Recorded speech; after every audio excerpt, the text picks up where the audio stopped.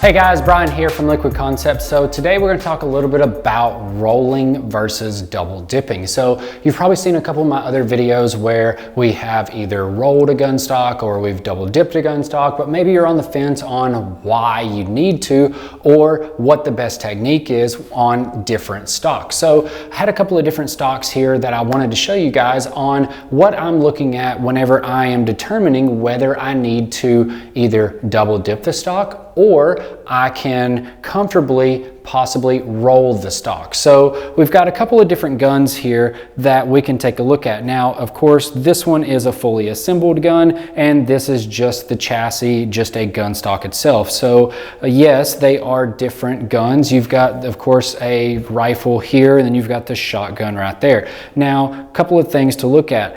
This right here, this stock in particular, has been done in a single dip. We have rolled it all the way around. And so we can tell that by we have a line going right down through here, but we have no line on this top edge. So that tells me that it is just rolled. And of course I did the rolling, so I already know that it was rolled. Now, a couple of things to look at on something like this. Whenever we have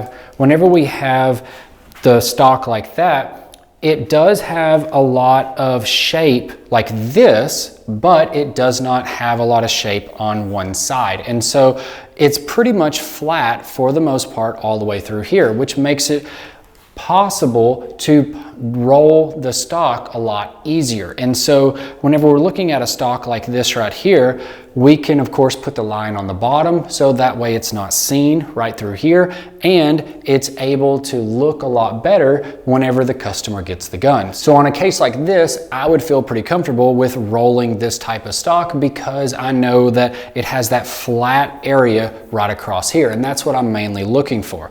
Now, let's take a look at the next one. So if you look at this one right here, we have, of course, a rifle stock that is already broken apart, but you can see that we don't really have a lot of straight lines. We have one straight line across through here, but it dips way down right through here in this cutout. And so then it comes back up to this cheek riser piece right up here. So the problem is that if we were to roll this part right here down into the water and try to roll it, the problem is that this would come around, but we would still miss this big gapped area like that. And so then that becomes to where now it's not going to look right. We're going to have a big voided area right there. So this is going to entail a double dip. And as you guys are probably familiar with, a double dip, you're pretty much just following the manufacturer's line on how they made the stock originally. So you're going to tape it off half and half, just like this parting line here, and just like this parting line right there. And then pretty much from there, we'll do one half of the dip on one side, rinse it off, dry it off, flip it around, do the other side, and of course we're taping up the side that we already done. And so now we have a double dip. Now, of course, the great thing about it is that we have little to no stretch, but one possible bad thing is that we have a line going on down the top as well as down the bottom. Now, in a case like this, there's almost no way to roll this without it voiding out, possibly in this area or even trapping a lot of air down in through here.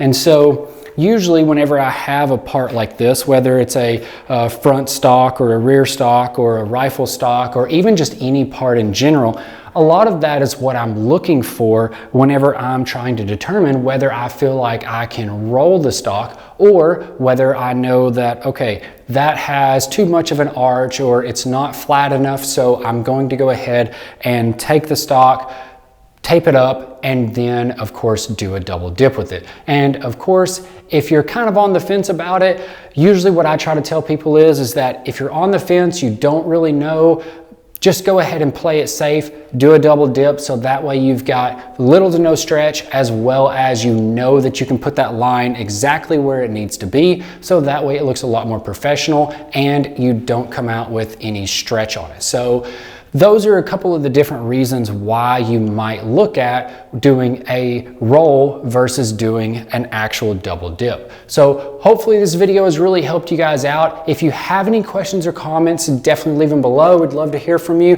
as well as let me know your thoughts. Do you normally prefer to do a double dip, or do you normally prefer to do a roll? Always love to hear from you guys on any of those things like that. Also, if you haven't already, definitely check out the website. It has everything that you need for the hydrographics, from film to training to anything else. It's all there on the website. And definitely hit the subscribe button. We'd love to have you subscribe to our weekly tips and tricks on anything hydrographics related. I'm Brian from Liquid Concepts, and we'll see you guys next time.